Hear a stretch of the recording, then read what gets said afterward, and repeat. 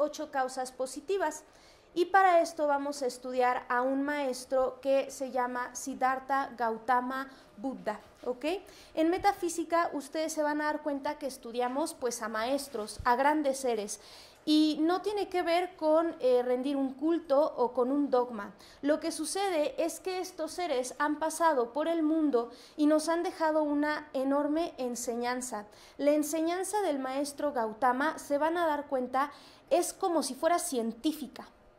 Es comprobable en la vida diaria. Por eso, estudiar lo que hizo Gautama, qué pasó en su vida, para ver cómo llegó a este óctuple, se le llama el noble óctuple sendero, o las 8 causas de la felicidad, las 4 nobles verdades que también vas a estudiar ahorita conmigo. El aprender qué hizo Gautama, el observar qué hizo Gautama nos sirve para ver qué hizo él. Hay un método, no es un método que aprisiona, no es un método que te vuelve un soldadito o un engrane, es un método. Y él lo descubrió haciendo ciertas cosas.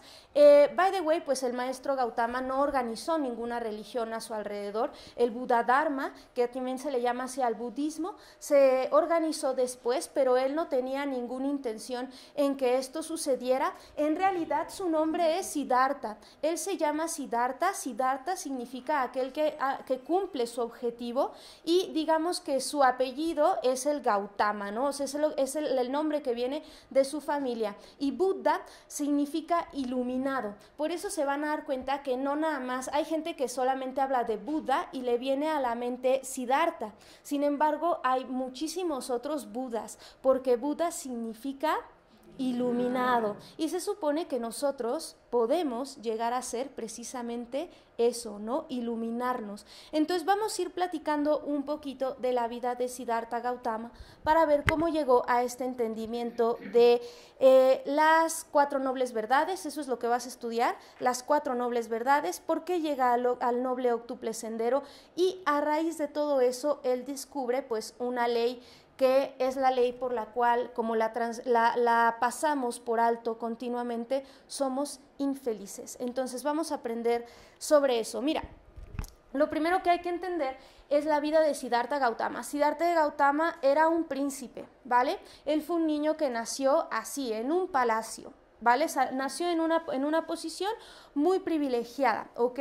Ahí en la imagen está como su padre, ¿no? Él nace, y arriba se alcanzan a ver, que está un poco, no muy clara, pero se alcanza a ver que hay un sabio frente a Siddhartha Gautama.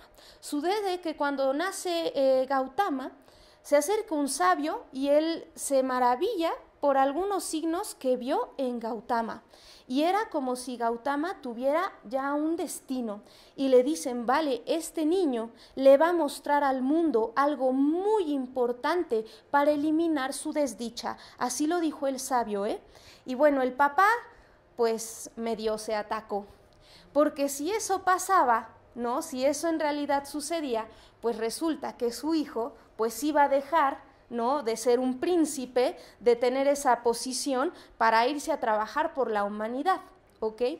Cuando esto sucede, el padre lo que decide es que Gautama se mantenga lejos de cualquier situación mundana.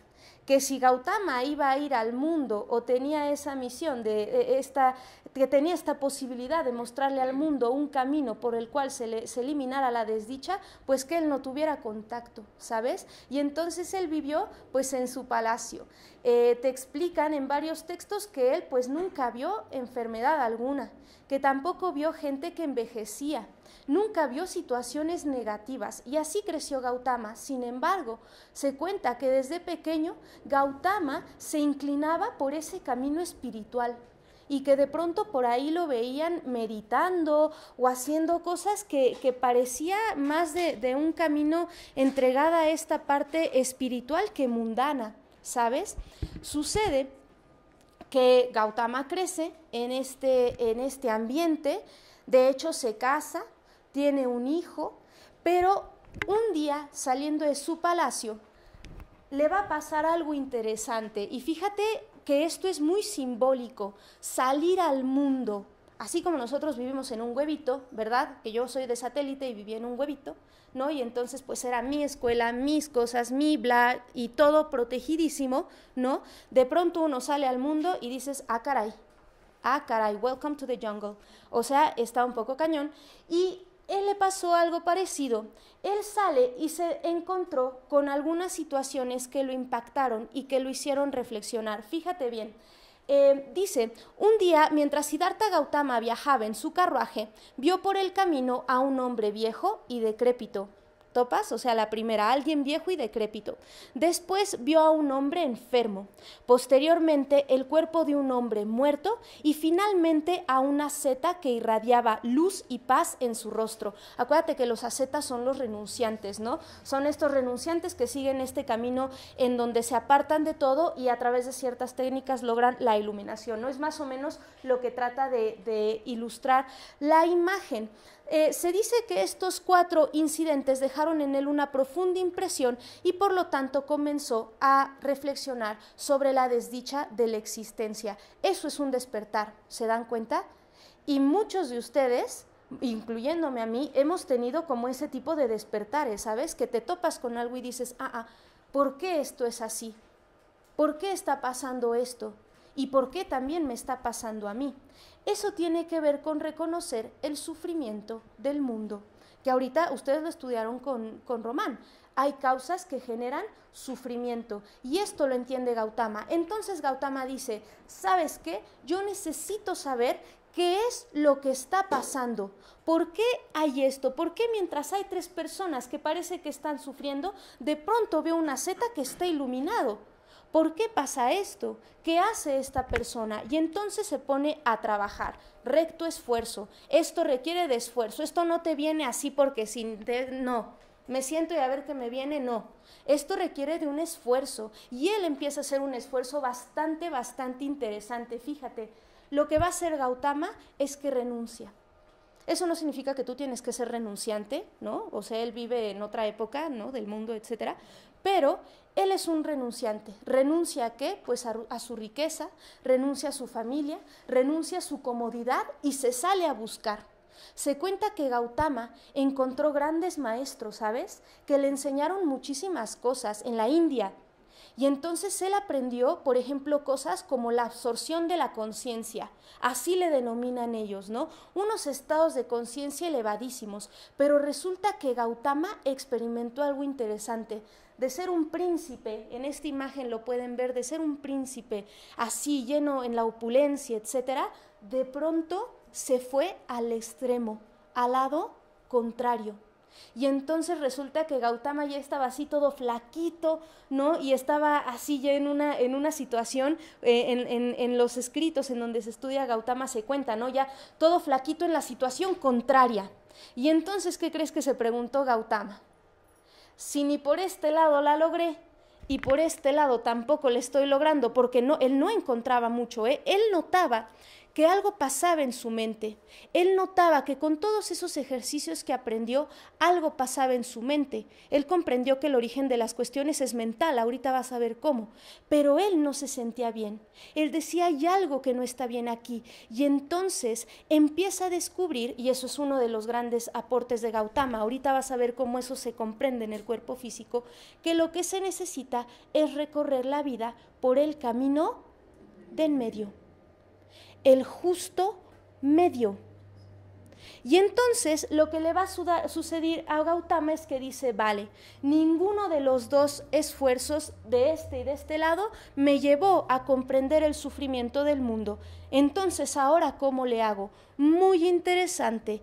Renunció otra vez a lo que estaba haciendo y dijo, pues voy solito, voy solo. Y entonces es cuando llega él y se pone a meditar abajo de un árbol, que seguramente es la imagen que muchos de ustedes tienen del maestro Gautama. Se sienta y entonces dice, no me voy a levantar de aquí hasta que comprenda el sufrimiento del mundo.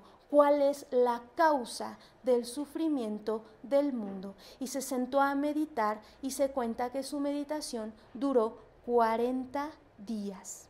Imagínate eso. Encontró algo importantísimo. Él en este camino en solitario, al meditar, va a encontrar algo que se llama las 4 nobles verdades. Pero fíjate bien, y esto es la magia de Gautama, tú no le tienes que creer nada, no le tienes que creer nada, porque la enseñanza de Gautama es tan perfecta y está tan bien llevada que tú lo puedes comprobar en tu vida. Y él lo que le dio al mundo, él hizo pública un método de meditación que se llama Vipassana. La Vipassana significa ver las cosas tal cual son. Nada más para que imagínate el calibre de la meditación. Vipassana significa ver las cosas tal cual son. Y es un método, queridos. Si ustedes lo que quieren es vivir felices, la noticia es que tienes que hacer algo. Y para hacer algo tienes que tener los estudios correctos, lo que tú busques que sea correcto y los métodos correctos. Tienes que encontrar prácticas correctas que te lleven a eso. Y esta de la que vamos a hablar hoy es una. ¿Vale? Porque el mundo está lleno de prácticas. Tú tienes que discernir para saber cuál es correcta, que sea segura para ti, para tu ser interno. De la que nosotros te vamos a hablar hoy, que es la meditación Vipassana, es una meditación que nosotros recomendamos porque sabemos que es segura, ¿vale? Y sabemos también en qué lugares se lleva a cabo segura. También te platico que este método de meditación Vipassana no lo inventó Gautama. Este método le pertenecía a monjes elevadísimos, pero estaba encriptado solo para ellos, ¿sabes? Y cuando Gautama lo descubre en su infinito amor, Gautama dice, pues no nada más para mí, sino para el mundo. Y él desencarnó, ahorita lo vas a ver, el último día que vivió en esta tierra. Gautama lo utilizó para enseñar. Él desencarnó enseñando el método de la Vipassana. ¿Ok? Hasta aquí vas bien. A través de este método Gautama se acerca a algo que se llaman las 4 nobles verdades y vamos a ir viendo cuáles son y cómo se pueden comprobar. Fíjate bien. Primer noble verdad, 1, no sé si alcanzas a leer, dice, existe el sufrimiento. Ahorita la vamos a ver, pero a ver, dime que no. ¿Te está doliendo una nalga porque te quieres parar? Eso es sufrimiento. ¿Te está rugiendo la tripa? Same thing. ¿A poco no? ¿A poco no? Lo que él encontró es que existe el sufrimiento. Y te voy a decir una cosa. Lo que hay que entender es que uno sufre. Como se los explicaban en la charla pasada, uno tiene que hacerse consciente de aquellas cosas que hacen falta, pero cuando tú te haces consciente de eso, también te vas a poder hacer consciente del sufrimiento del otro. Y si lo observas, te vas a volver compasivo. Román les platicaba de esta técnica. En esta técnica uno no habla. Imagínate estar 10 días sin poder hablar y resulta que vas al comedor y tú estás en tu estado zen y que vas a meditar y bla, bla, bla, y llega una persona y ¡pras!, azota la silla. Todo en silencio, ¿eh? Y eso pasa y agarran y te azotan el plato. Imagínate. Si tú pudieras hablar, ¿qué crees que harías en ese momento? Oiga, señora, no se pase de lanza, mire, estamos todos aquí en estado zen. Pero como no puedes hablar, ¿qué crees que pasa contigo? Que reflexionas y dices, aguanta, ella también está sufriendo. Y ese azotón de silla y ese azotón de plato tiene que ver con que está sufriendo. Y entonces eso no quiere decir que te vuelvas así como me vale gorro y que todo el mundo haga lo que sea, pero por lo menos en esa práctica uno empieza a aprender a tomar distancia. Primer noble verdad, el sufrimiento existe, ya la tienes presente, ahorita la vamos a ver. Segunda, el sufrimiento tiene una causa y ahorita te voy a explicar cuál es esa causa. La causa es el deseo, queridos. Vamos a entender por qué y cómo se comprueba eso en el cuerpo, pero la causa es el deseo en 2 versiones, avidez y aversión. Deseo por cosas bonitas, deseo porque no me pasen cosas feas. Eso hace sufrir. Ahora entenderás por qué.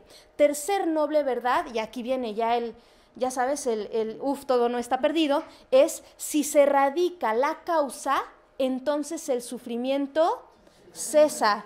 ¿Qué hay que hacer? Encontrar la causa, pero no sé si se dan cuenta que fue algo que estudiaron en la charla pasada. Esto tiene una causa, pero tiene una causa también muy específica que hay que observar.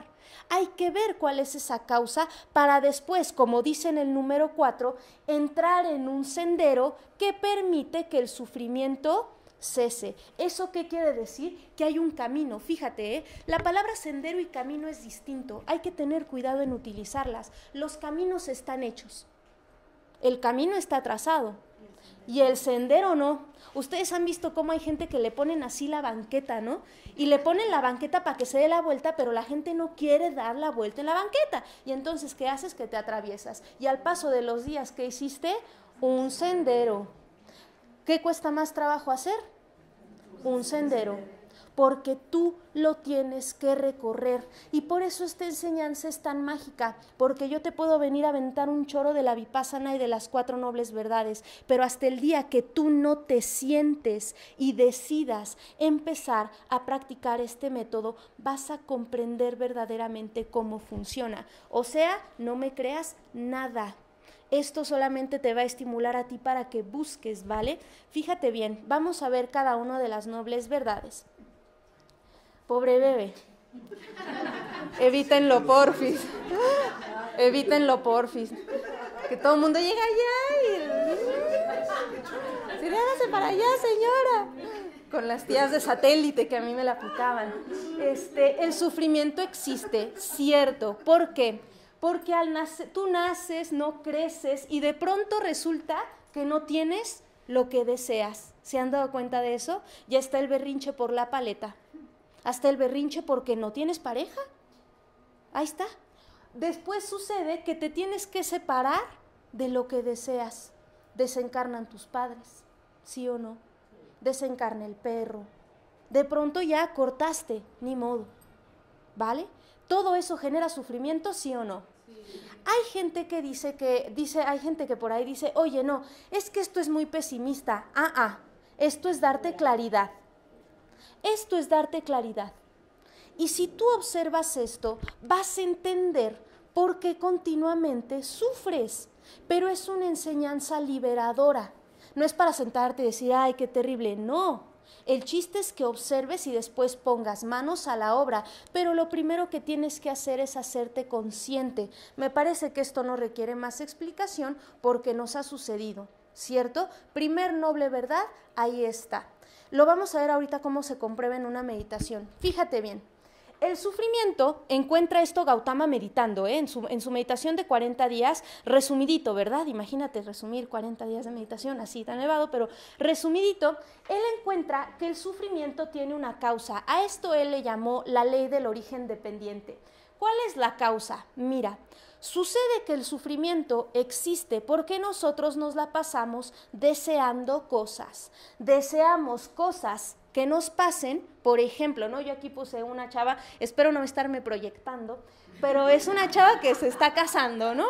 Es que yo ando en esa, o sea, todas mis amigas se están casando, ¿no? Entonces, así de pronto entonces de pronto tengo amigas que andan sufriendo muy cañón, por la onda del anillo y fregaderas así. Que digo, si se quieren casar, cásense, chavas, está bien. Pero, por ejemplo, ¿no? Está esta chica y está pensando en que quiere casarse, ¿no?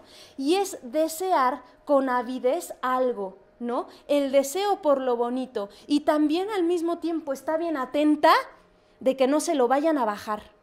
O sea, que tú te la vives sufriendo porque deseas que te pasen cosas y deseas que no te pasen cosas. ¿Se han dado cuenta que ese es el show? Deseas la quincena, pero deseas que no te la quite el SAT. ¿A poco no? Ya cuando te llega así el requerimiento del SAT, entonces es sufrimiento todo el tiempo. Y estás en esas dos polaridades. Eso fue lo que descubrió Gautama, que nosotros estamos continuamente sufriendo por eso. Pero ojo, fíjate bien, hay algo que él descubre y es la clave. El eslabón perdido entre... antes de eso te explico. Cuando tú deseas algo y no surge, o cuando te pasa algo que tú no quieres, ¿qué hacemos? Reaccionamos. ¿Sí se han visto en esa? Te dicen, venga tu dinero y dices, ay, pero no. Y hasta uno llora, ¿eh? True story. Y lloras o te enojas y estás reaccionando, ¿cierto o no? Ya ahí va, ¿eh? Empiezas a guardar cuestiones negativas. Te amo, eres el amor de mi vida y entonces aquello es... ¿Han reaccionado así? Se siente increíble, pero te clavas y reaccionas, ¿no? Y es lo máximo en tu vida. Dice Gautama que el punto está en cómo reaccionamos, porque resulta, esto es lo descubrió, lo comprobé en la meditación, que tú no reaccionas al mundo. ¿Sabes qué te hace reaccionar a ti? Las sensaciones del cuerpo. Ahí te voy un ejemplo clarito. Si yo voy caminando en un lugar y hay una persona acostada y me tropiezo y me dice, ay, a ver tú tonta, que no tienes ojos, eso va a generar en mí una reacción. ¿Qué pasa si el que está acostado es mi hermano? Y yo voy en la misma situación, voy caminando, me tropiezo y mi hermano me dice, oye tú tonta, ¿qué estás ciega, no tienes ojos? La reacción va a ser distinta porque ese es mi hermano, ¿vale?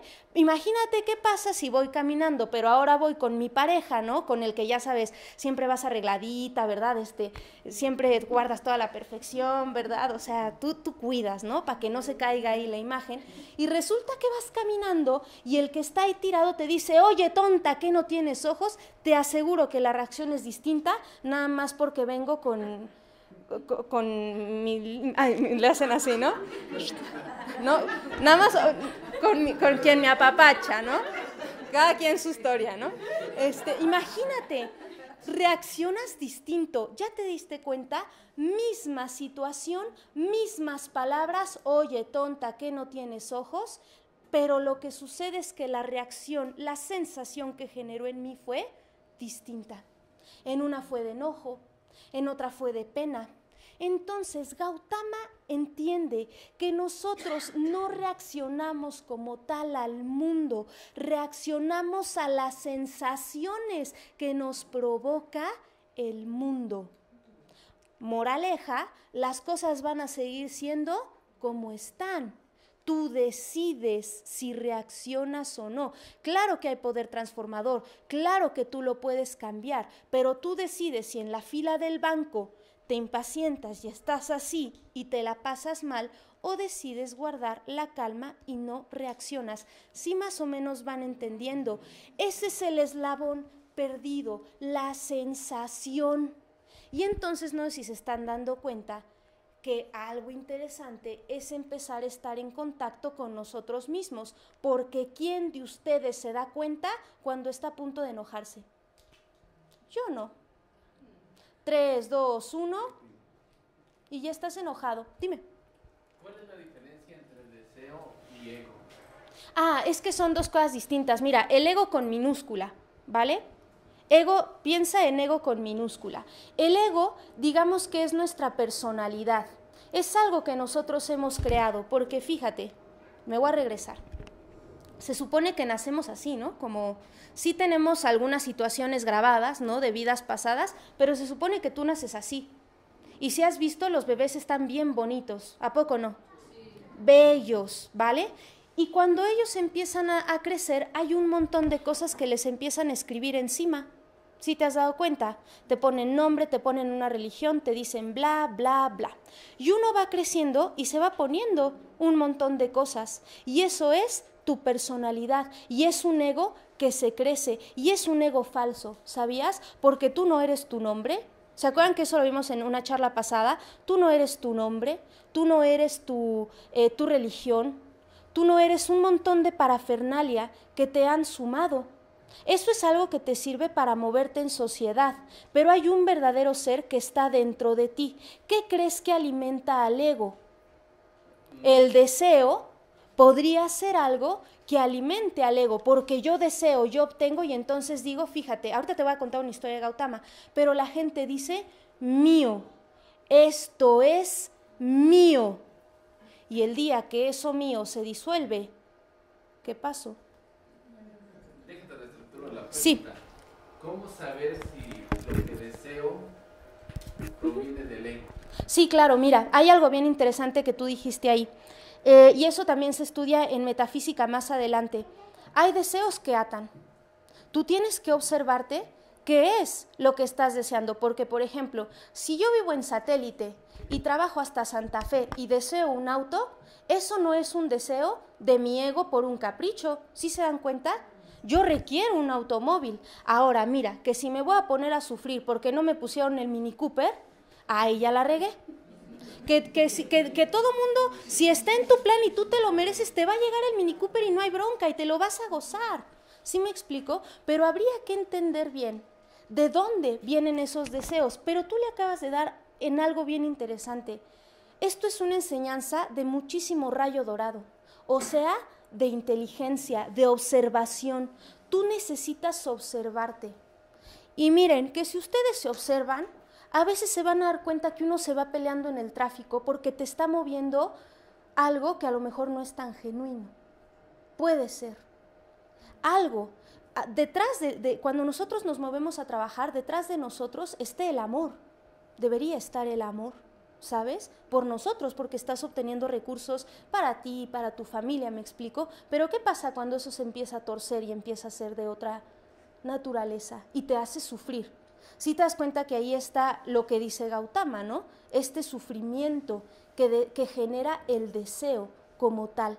Hay personas que cuando hablan justamente de esto de Gautama, le quitan el nombre de deseo para no generar esa confusión que tú tienes y le pone ignorancia. Y sí, en realidad también el origen del sufrimiento es la ignorancia, es no observarte. A mí me gusta entenderlo como deseo, porque cuando tú meditas te vas a dar cuenta de qué es eso, de que son deseos, de pararte, de irte. Ahorita lo vas a ver. ¿Más o menos tu duda quedó? Vale. Entonces, estábamos en esto, ¿no? Si la segunda noble en verdad dice que tiene una causa, Gautama Buda nos dice que esta causa es el deseo. Y que nosotros deseamos y sufrimos porque queremos cosas o que no nos pasen cosas. Esto en otro idioma, bueno, no en otro idioma, en otros términos se llama la avidez, quiero, o la aversión. Hazte para allá, ¿saben? Son como estas dos partes. Y en realidad no reaccionamos como tal al mundo, sino a estas sensaciones. ¿Qué habrá que hacer? Observar las sensaciones. Pero si yo te digo ahorita, ya están graduados, observen sus sensaciones. ¿Cómo se hace eso? ¿Cómo se observan las sensaciones? ¿Ustedes saben observar sus sensaciones? No. Y fíjate qué pasa. Muchas veces en vez de observar la sensación, observas el objeto que te causa la sensación. Y hay otros pensadores muy avispados. Krishnamurti, por ejemplo, si les late toda esa onda, Krishnamurti es bellísimo. Krishnamurti también explica eso, y te explica cómo no quedarte clavado en lo que te está causando eso. Ahorita te lo explico. ¿Hasta aquí vas bien? Vale. Fíjate bien, tercer noble verdad. Si se radica la causa del sufrimiento, entonces el sufrimiento desaparece. Pero fíjate que habría que erradicarla bien y desde el fondo. Van historias de Gautama, ¿no? Gautama tenía una manera interesante de enseñarle a la gente, ¿no? Porque no te daba nada más la charla teóricamente y ya. Él hacía que practicaras, que te pasara algo para que entendieras.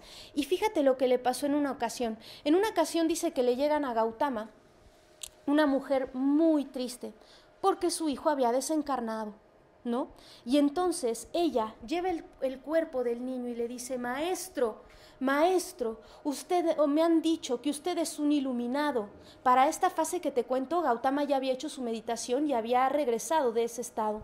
Y va con el niño en brazos y le dice, maestro, a mí me han dicho la gente que usted es un iluminado, haga algo por mí. Por favor, mi hijo no debería de haber muerto, ayúdeme. Y entonces Gautama le dijo, muy bien, vamos a ver qué hacemos. vas a ir a buscar un grano de arroz. Y la otra dijo, ya la hice. Porque imagínate encontrar un grano de arroz. Dijo, perfecto. Y le dijo, nada más que hay una situación. Tienes que traerme ese grano de arroz de una familia en donde no haya muerto nadie. Y dijo la mujer, está perfecto. Y se lanzó porque era su hijo. Y entonces fue casa por casa y preguntaban, ¿me pueden dar un grano de arroz? Y le decían, sí, cómo no. Y le decían, oiga, pero espérate, ¿se ha muerto alguien aquí? Y todos le contestaban, sí. Y entonces, ¿qué crees? ¿Qué pasó cuando regresó con Gautama? Le dijo Gautama, ¿traes el grano de arroz? No. Así o más claro quieres que te lo deje. Toda la gente desencarna. Y eso tiene que ver con la verdad que descubre al final, que ahora lo vas a entender. Pero fíjate cómo él le hizo ver a ella un deseo, que no se muera. Y por eso estaba sufriendo. Eso era la causa de su sufrimiento, que no le pasara algo. Ahora, hay gente que dice, yo deseos. Por Dios, pero si yo no tengo deseos. Y fíjate en los engaños en que cae uno.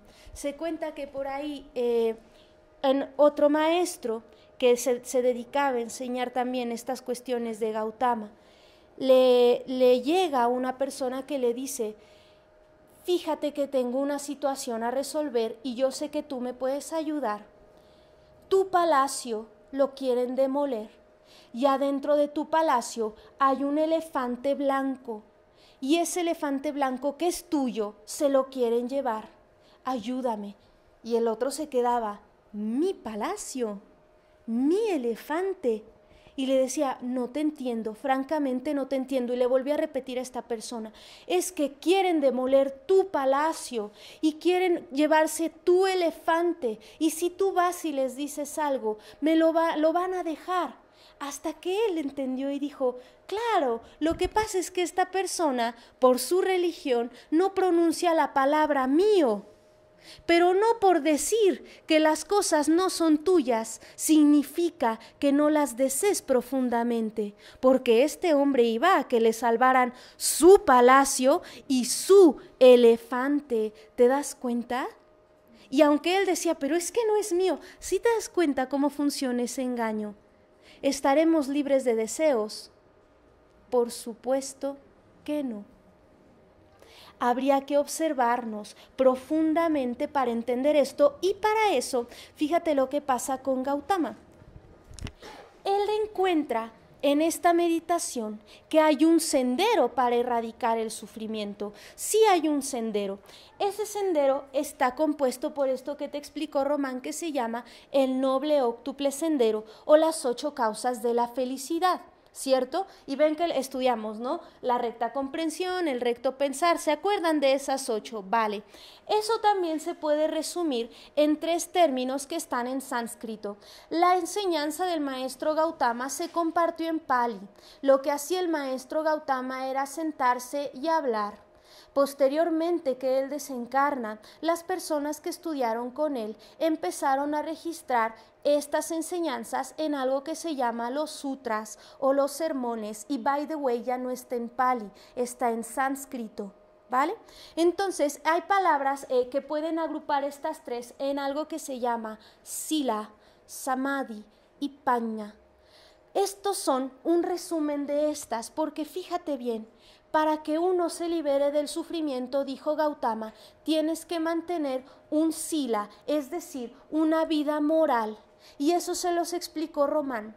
¿Es un poco complejo llevarlo a cabo en el mundo exterior? Sí, pero por ejemplo esa vida moral, como se los explicaban, tiene que ver, por ejemplo, con no hacerle daño a nadie, ni siquiera a los animales, con tener una conducta sexual saludable. Es decir, no forzar a nadie. Si me explico, eso no quiere decir que no tengas sexo, eso es otra cosa, pero que lleves esa vida sexual saludable, que te cuides de lo que hablas, porque aunque tú estés muy atento a tus palabras, de pronto sin querer se dicen mentirillas, ¿cierto?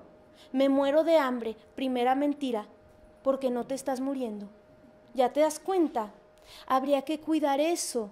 ¿no? El cómo hablo. Por eso dice, por ejemplo, cuando uno se va a estos retiros de meditación, que son retiros porque te vas a un lugar en donde no está tu familia ni nadie, es muy fácil mantener un sila. Porque no hablas, porque no ves, porque no hay chance de tener contacto con las otras personas, porque te ponen ahí a comer vegetariano, así tú te encanten los tacos, ahí hay pura comida vegetariana y no puedes andar hablando ni nada por el estilo. El reto es mantener este sila aquí afuera y sí se puede, ¿vale? Con sus matices, pero hay que estar atentos. Después dice, otra de las formas para poder librarse de este sufrimiento es realizar el samadhi. ¿Qué es el samadhi? La concentración. Tú te tienes que concentrar, tienes que aprender a comandar tu atención. Y yo te preguntaría, ¿para qué crees que hay que comandar la atención? ¿Qué es lo que tienes que observar? Las sensaciones, lo que estás pensando, pero explícame cómo rayos le hacemos para observarnos si cuando entras al Tox, lo primero que ves en la mesa es un mantelito con 80 dibujos, tienes una pantalla en la parte de enfrente, tienes música, tienes al mesero que te está diciendo, el día de hoy le vengo a ofrecer, mire que la enchilada. ¿En qué momento te concentras en qué? ¿Se han dado cuenta de eso? Si vas manejando y hay 80,000 espectaculares que te están diciendo, venme, venme, venme, venme, venme. ¿A poco no? Digo, yo voy al gym y entonces voy entrando y fíjate, música del gym, ¿has observado? Música del gym, pantalla, porque aparte eso te lo ponen en las membresías y te dicen, tenemos pantallas con Sky para que puedas ver tus partidos favoritos, ¿no? Ni se escucha lo que está pasando, pero está la pantalla, está la música, además uno lleva el iPod, estás enchufado y todavía yo he visto gente que son aventurados y los admiro con periódicos o con libros en la caminadora. Dime si estás haciendo ejercicio. Claro que no, no estás ahí, no estás atento a ti. ¿Tienes que aprender a concentrarte? Claro que sí. Y eso es algo que en un retiro de Vipassana sí se trabaja ciertos días y tú dices, ah, caray, como que sí puedo poner atención, pero en el día a día, en la vida cotidiana, requiere de un esfuerzo extra. ¿Se han dado cuenta? Porque tú estás aquí, pero yo te aseguro que la mente te está diciendo qué hora será, habrá tráfico de vuelta. Y entonces tú le tienes que decir, no, aquí estamos tratando de trabajar. ¿Sí me explico? Y de las emociones, mira, que ni te hablo, porque las emociones son un caballo y jala al cuerpo físico que es tu carruaje. Y el día que hace pras, ahí va el cuerpo, frum, y se desata. Y la gente va y se golpea. Así, te jala inmediatamente. Esas también habría que observarlas. Y él descubrió un lugar en donde observarlas, en donde se observarán los pensamientos y las emociones, donde tendrán un reflejo en el cuerpo físico. ¿Dónde se siente la vergüenza? En la cara. ¿Dónde se siente el enojo? Aquí. ¿Se han visto eso? Cuando ves a alguien que te gusta, ¿a poco no? ¡Yay! Es genial. Pero aunque no lo creas, eso también genera sufrimiento, porque si te apegas a esa sensación, hay gente que dice, es que ya no es lo mismo. Pues no, querida, llevan 2 años, ¿no? O sea, pues no. Pues sí, todo cambia. Claro. Fíjate qué está pasando. La invitación es a que logres concentrarte y eso se llama samadhi, el dominio de la mente, poder llevar la atención a algo prudente. Y después viene algo que se llama el paña. El paña es la visión penetrante sobre tu propia naturaleza, es decir, que te conozcas, porque observarte trae sabiduría. ¿De quién eres? ¿De qué te está pasando ahorita? ¿Sí me explico? Ahora viene la comprobación. Para que a mí no me crean, ustedes van a tener en algún momento de su vida, o si es que lo quieren hacer, tendrán que aprender a meditar, pero aquí viene más o menos cómo funciona esto. Fíjate bien, esto puede ser experimentado por cada uno de nosotros a través de una práctica de meditación que compartió el maestro Gautama, que se llama Vipassana. ¿Qué significa Vipassana? ver las cosas tal cual son. Ya lo tienes, ver las cosas tal cual son. Eso significa Vipassana. Y fíjate bien, hay una primera pregunta ahí planteada que dice, ¿cómo es que algo tan espontáneo como el deseo me puede hacer sufrir? Y eso lo puedes comprobar de una manera bien fácil cuando estás meditando. Tú estás sentadito, estás meditando 5 minutos, ¿y qué pasa al minuto 6? ¿Qué quiere hacer tu cuerpo? Moverse. ¿Y qué te dice tu estómago? Tengo hambre. ¿Y qué te dice tu vejiga?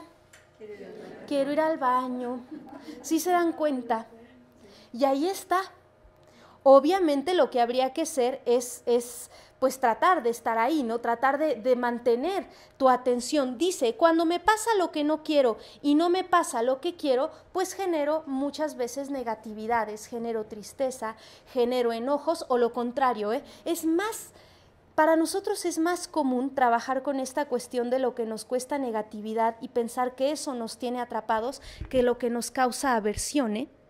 Porque la aversión se siente la avidez se siente muy bien y es muy difícil comprender cómo algo positivo me puede tener atrapado, pero si tú ya has meditado, ya te habrás dado cuenta que de pronto se sienten unas cosas que dices, de aquí soy, yo aquí me quedo. Si no has meditado, tienes que aprender una técnica segura, pero cuando uno medita, de pronto uno siente unas cosas que dice, qué increíble es estar aquí sentado. Pero ¿qué crees que pasa? Que si tú te apegas a esa sensación, vas a sufrir. Porque en la siguiente hora que te toque meditar, ¿qué crees que va a pasar? Que muy probablemente no te acerques a esa sensación, porque todo cambia. No sé si se dan cuenta que Gautama te acerca a una bonita verdad, que es esa, todo cambia. Te guste o no te guste, todo está cambiando. ¿Y dónde se comprueba el cambio? En el cuerpo físico, en las sensaciones. Por eso así, esto es una chulada. Yo entiendo que dicen, es que no te apegues. Claro, no te apegues tampoco a él, porque es un vehículo, pero esto tiene una función. Esto tiene una función, por eso hay que cuidarlo, por eso hay que estar atentos, porque trae las señales. Fíjate bien qué sucede después. Las reacciones, a esto llegó Gautama, se graban en el inconsciente. No sé si habías escuchado ya de eso, pero dicen, ¿verdad? Y eso también se comprueba en la meditación, que cada vez que tú reaccionas, agarras y le imprimes en el inconsciente algo. Esto no me gusta. No quiero que me vuelva a pasar esto, o todos los hombres son iguales. ¿Sí? Lo grabas, la reacción hace que grabes en el inconsciente. ¿Y qué crees que tienes en el inconsciente? Un montón de cosas grabadas, positivas y negativas, ahí están. ¿Vale? Eso es lo que descubrió Gautama a través de su meditación y es lo mismo que se puede comprender poniendo en práctica su método. Ahora bien, fíjate, dice, las situaciones de la vida van a seguir apareciendo. Lo único que puedes hacer es no reaccionar con avidez o con aversión. Y regresamos a la Filmina 1. Si no reacciono con avidez y no reacciono con aversión, entonces ¿en dónde estoy? En el camino de en medio. Si estoy meditando y me está doliendo la nalga, lo que no debería de hacer es pararme. ¿Qué debería de hacer? Mantenerme. ¿Y qué crees que le va a pasar a esa sensación? Va a desaparecer, porque todo fluye, porque todo pasa. ¿Sí se dan cuenta de eso? Mira lo que dice acá atrás. Pero como en la vida diaria, ¿no? Si yo no estoy sentadito, ¿verdad? En el retiro, ¿cómo le hago para no enojarme? Fíjate, hay gente que ha descubierto esto, pero no le dieron en el clavo. Dice, podría dirigir mi atención a otro lado. Por ejemplo, tomar un vaso de agua, podría contar hasta 10. ¿Sí te acuerdas de eso que nos decían, cuenta hasta 10? ¿Qué crees que estás haciendo cuando haces eso? La atención la vas a llevar a otro lado. ¿Funciona? Pruébenlo, claro que funciona. Estás a punto de enojarte y si tienes la capacidad de darte cuenta, entonces lo paras. Y entonces dices, no, me voy a ir a tomar un vaso con agua, ¿cierto? Y entonces lo que haces es llevar la atención a otro lado. Pero Gautama encontró algo interesante. Eso no te libera. Eso solamente es quitar la atención a la situación verdadera. ¿Qué habría que hacer? Permanecer ahí. Y por eso dice, pero el Buda recomienda hacerle frente a la situación a través del camino medio, no reprimir la reacción solo quitándole atención y tampoco darle rienda suelta. ¿Sí se dan cuenta de eso? No decir no está pasando y tampoco darle rienda suelta a la sensación, sino que hay que hacer solo observarla. Y fíjate bien, haz un ejercicio. Lleva tu atención a las piernas. Ahorita, lleva tu atención a las piernas. ¿Sientes tus piernas? ¿Qué está pasando en tus piernas? ¿Sienten algo? Sí. ¿Qué sienten en las piernas?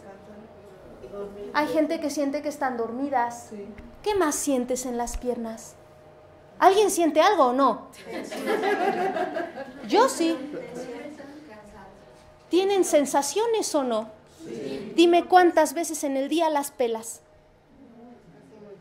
Nunca. ¿Se han dado cuenta de eso? Tú caminas en la lela. Si tú le... Claro, porque te está llamando la atención y te está diciendo, a ver si no vienes, ¿no? Pero fíjate, tú vas caminando por la vida y no le pones atención. ¿Se dan cuenta? Y te voy a decir una cosa.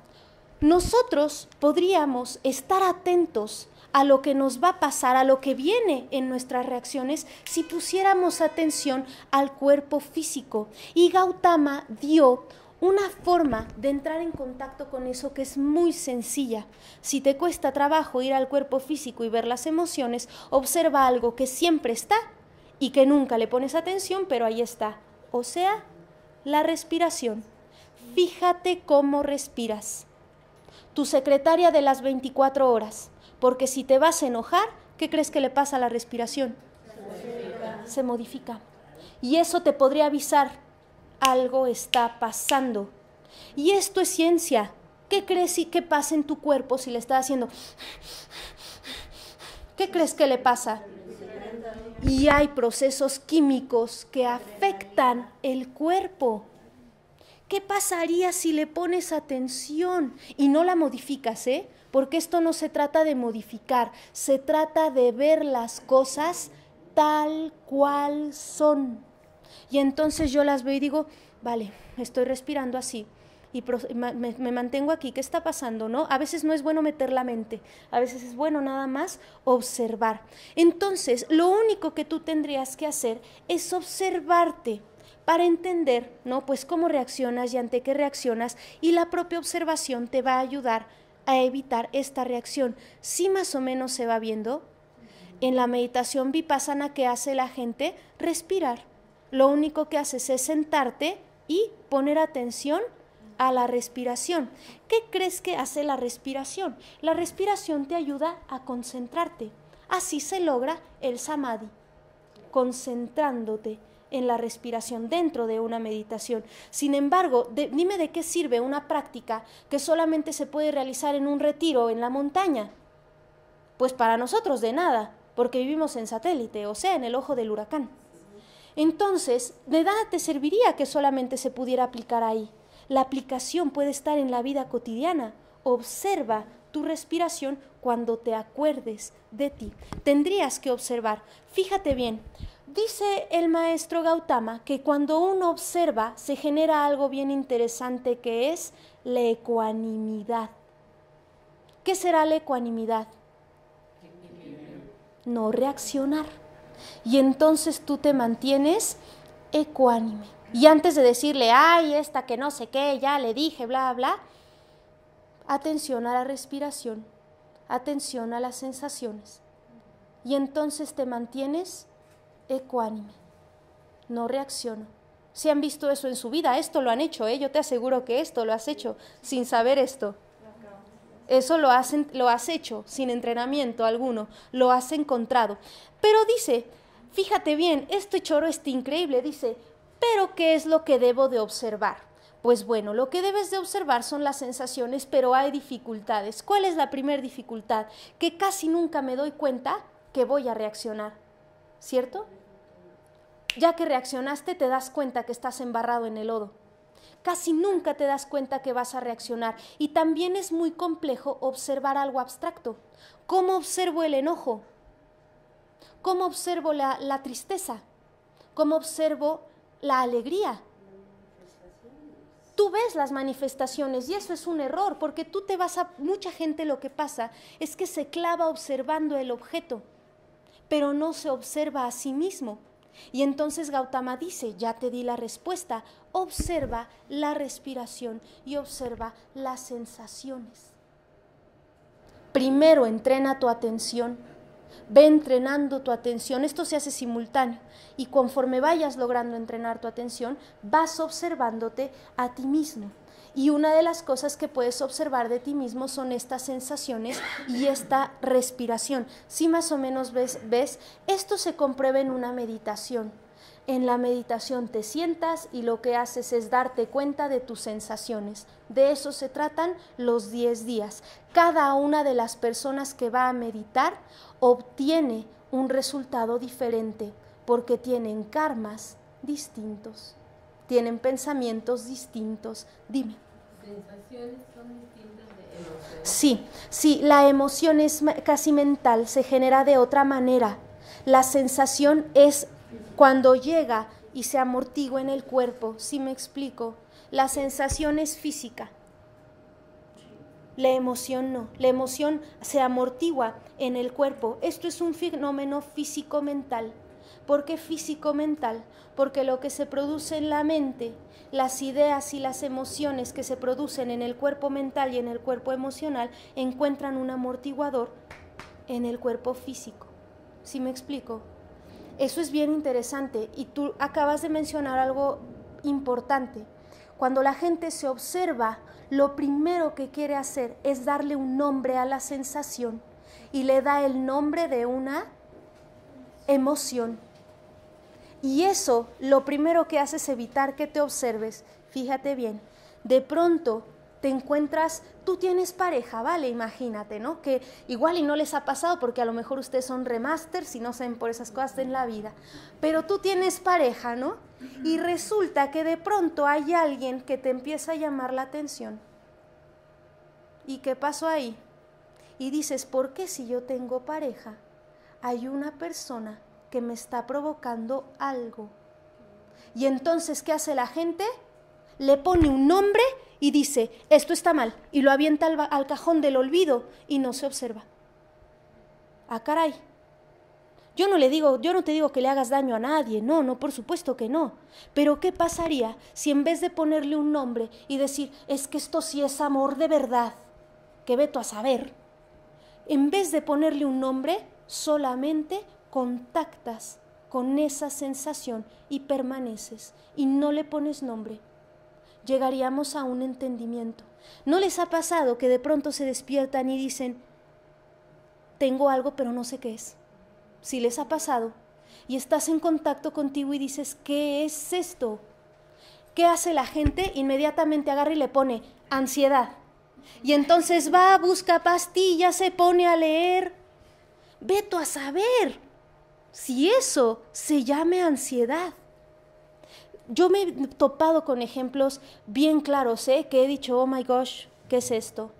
Pero de pronto yo me sentía así como de algo está mal, algo, no sé qué está pasando. ¿Y sabes qué decía mi mente? Mi mente me decía, cómete un helado.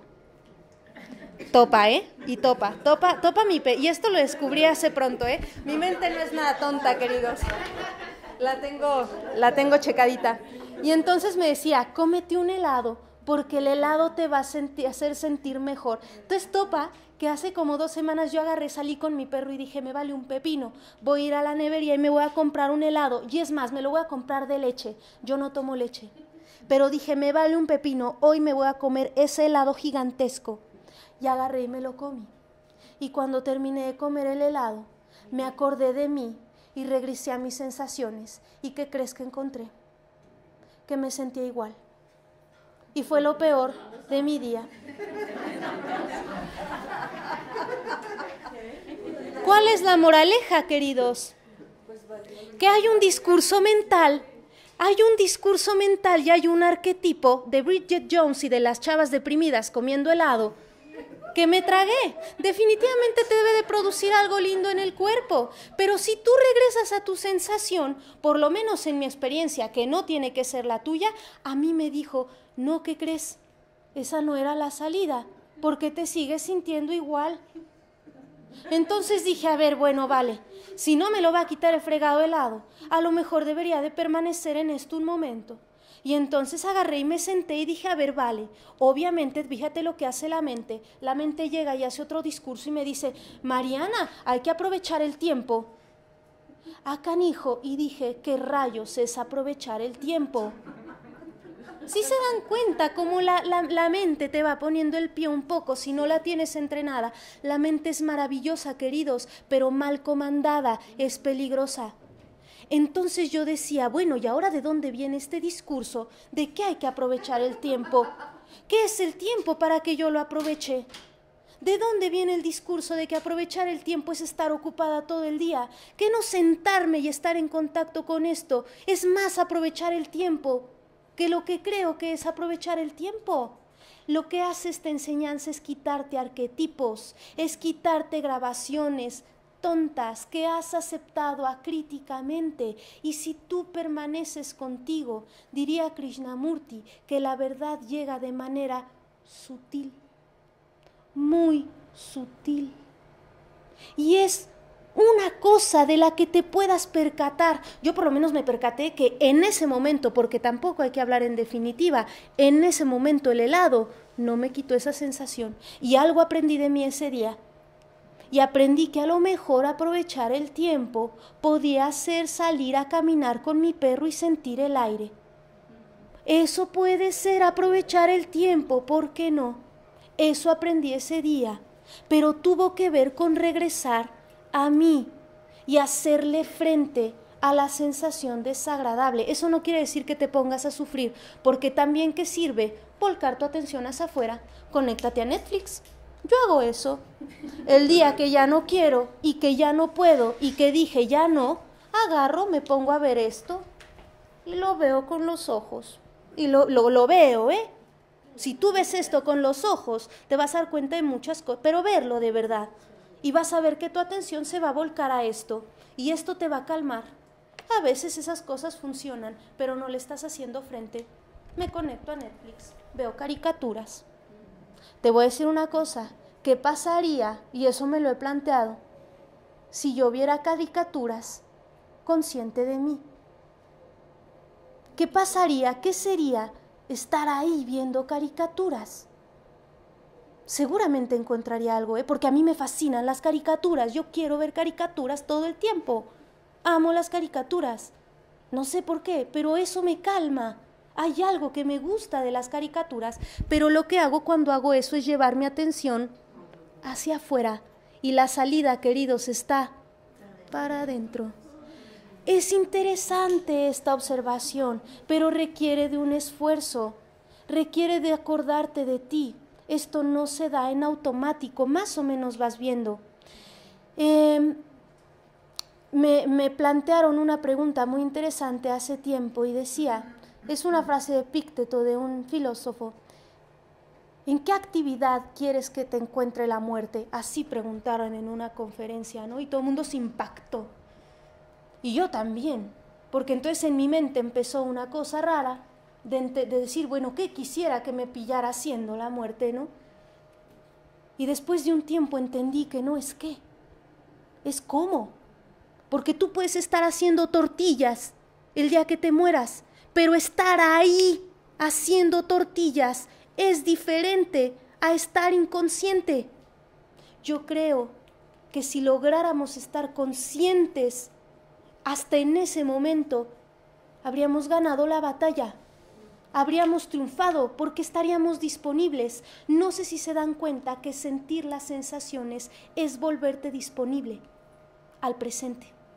Porque si tú vas a tus sensaciones, ¿en qué tiempo vas a estar? En el presente, ¿se dan cuenta? Eso es estar disponible. Y sucede que nosotros no vivimos disponibles.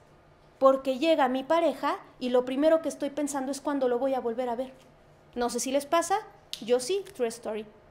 Si se dan cuenta de eso, habría que buscar una manera de estar disponible. Este es un método, ¿vale? Dime, Linda, perdóname. Gracias. Entonces la autoobservación es situarte en el aquí, en el ahora, y no dispersas las sensaciones y te vas a tiempos que ni han existido, sí, Linda, o tiempos que ya pasaron. Claro. Sí, imagínate, te voy a poner un ejemplo. ¿Cuántas veces ustedes se han imaginado relaciones que no pasan? ¿Cuántas veces te hace? Eso no quiere decir que niegues el poder de la mente, porque para metafísica nosotros ocupamos la sustancia mental para visualizar, pero ahí hay una intención, ¿te das cuenta? Y ahí tú te sientas y dices, voy a visualizar mi departamento perfecto, y agarras toda esa sustancia mental, y yo les preguntaré, ¿eso es cansado? Bien cansado, queridos. Échale mente. Dile a la mente, deja de pensar en el café que te vas a ir a tomar. Yo siempre pienso en comida, perdón. Deja de pensar, I'm sorry. Deja de pensar en el café que te vas a ir a tomar y ponte a pensar en esto. Eso es un trabajito. Eso es un trabajo de llevar la atención y ponerla en un lugar. Y ponerte a decretar. Y ponerte a trabajar en tu visualización. Pero lo que tú estás diciendo es algo que nos pasa todo el tiempo. Que tu mente está dispersa y está imaginando lo que ella quiere. Tú no le estás comandando. ¿A poco no se han visto en eso? Yo de pronto digo, ay, ¿por qué estoy pensando en esto? ¿Vale? Y eso, esa energía, ese trabajito que bien podrías utilizar para precipitar cuando llegas a tu casa, ya no digo, váyanse a hacer un día ejercicio, pónganse música. En mi caso, la música lo que hace es que me lleva a generar escenarios, ¿sabes? Y yo termino de hacer ejercicio, no cansada del cuerpo, de la mente, de todo lo que me hice. ¿Sabes? Eso que tú acabas de decir es cierto. Si yo me observo, lo único que es real ahora es esto. Esto es real ahora. La única verdad ahorita es que estamos aquí y tendríamos que venir a observarnos aquí. Observa tu mente. ¿Qué estás pensando ahorita? Observa tus sensaciones, ¿qué estás sintiendo ahorita? ¿Necesitas un método? Ahí está la vipassana, ve al cuerpo. Cuando uno aprende a hacer vipassana, tienes que ir a aprenderla, ¿vale? Yo no puedo enseñarte vipassana, tienes que ir a un lugar muy especial en donde sepan enseñarte vipassana, por ejemplo, comprender el método y después llevarlo a la vida cotidiana. Y en la vida cotidiana esto se resume en estar atento de ti, recordarte a ti mismo. Cuando tú amas a una persona, tú le pones atención, ¿cierto? Llega la persona que toda, llega la persona o llega el hijo, por lo menos llega con mi mamá y yo era la princesa. A mí, mi mamá, es que aquí está mi vecina, ¿verdad? Y ellas se la saben. Pero mi mamá era, ya llegó Marianita, ¿qué quieres comer? Si me explico, imagínate que esa misma atención te la pongas a ti. Sería otra cosa, ¿sí, Linda?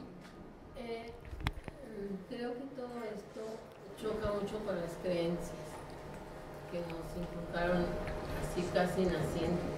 Puede ser, no lo sé. Entonces, ¿cómo se...? Mira, tú mencionaste algo, Linda, creencias, ¿no? Cada quien tiene, yo siempre digo que las opiniones y las creencias, queridos, son como las nalgas. Cada quien tiene las suyas, ¿vale? Y cada quien con sus nalgas hace lo que quiera, ¿verdad? Entonces, cada uno de nosotros tenemos las propias, ¿cierto? Y la verdad es que hemos aceptado creencias acríticamente, que nos las han impuesto. ¿Eso quiere decir que hoy vayas y borres y te separes? No, obsérvate a ti ahí. Y ahora sí, con este pensamiento comprueba. La enseñanza del Maestro Jesús se puede comprobar, Eso se comprueba en la vida diaria. Él es un maestro sabio. Y si tú lees como debe de ser la enseñanza, te acercas a lo que él dice, vas a decir, ah, caray, tenía razón. A lo mejor lo que ha pasado es que nos hemos acercado por otra vía, en donde hemos creído por creer, pero esas enseñanzas tienen muchísimo. ¿Sabes qué creo que habría que hacer? Desaprender un poco para volver a entrar por el camino del aprendizaje. No, yo soy católica, por supuesto, pero yo no entendía esto de esta manera. Hasta que entré a metafísica lo comprobé. Y te voy a decir una cosa, yo estoy aquí porque esto para mí es comprobable. A mí me choca el choro. Yo agarro algo y lo hago en mi vida si hay manera de comprobarlo, si lo puedo observar en mí. Y no es una cuestión científica, de andarle sumando. Yo me he dado cuenta que el mejor campo de estudio eres tú mismo. Aquí está. Entonces habría como ver, ¿sabes? Observar y tratar de comprender, de ver por dónde va, a lo mejor desaprenderlas un poco y preguntarme por qué creo en lo que creo. Y a ver qué encontramos con observación. Finalmente, a lo que llega el maestro Gautama, y esta es la última filmina, llega a una ley. Dice, según Gautama, el observar cómo se reflejan las emociones y los pensamientos en el cuerpo, cuando hacemos eso, le hacemos frente a la avidez o a la aversión. Y esto es enfrentarnos tal cual a las cosas. ¿Y qué crees que pasa? Se disuelven, porque generas comprensión. Y la comprensión va ayudando, amortiguando, a entender. Obsérvense. ¿Por qué vas a una clase de spinning y te pones en el primer sitio siempre? Porque te encanta competir. Y eso no quiere decir que para mañana no compitas. Lo que tienes que hacer es observarte compitiendo y descubrir quién eres tú ahí. ¿Sí me explico? A lo que llega Gautama, que es uno de los grandes aportes, ¿no? Porque lo comparte y lo hace público, es a esta verdad. ¿Cuál es? Todo es impermanente. Así como tus sensaciones, todo es impermanente. La sensación que más te gusta, provocada por el novio que más quieres, por el hijo que más adoras, por el chocolate que más te gusta, por la ropa que está más bonita y que te queda mejor, es impermanente. Y también lo otro, lo que te pone mal, aquello que de pronto te hace bla, lo que sea, también la noticia es impermanente, como el vestido de la Cenicienta, ¿verdad? Que se lo puso y se le fue. Y esta es una cosa bien bonita. Por ejemplo, un niño hace un muñeco de nieve y le queda bien bonito. ¿Qué pasa si el niño se aferra? Que el día, en el momento que llegue el sol, se le derrite y va a sufrir. La naturaleza es tan sabia que todo el tiempo te ha demostrado que las cosas son impermanentes. Pero nosotros lo que hemos hecho gran parte de nuestra vida es ir en contra de la ley de la impermanencia y aferrarte a la sensación de placer o no querer la sensación de dolor. Si van viendo por dónde va, resumen, pues camino medio y observación. ¿Dudas? ¿Todos bien? No estamos todos bien, ¿verdad? Si los veo así como... ¿Pero todos tranquilos? ¿Sí? Perfecto. Muy bien, pues vamos entonces a hacer la práctica de la donación. Recuerden, esto se sostiene por donación voluntaria. ¿La pagó? Es que no sé cómo.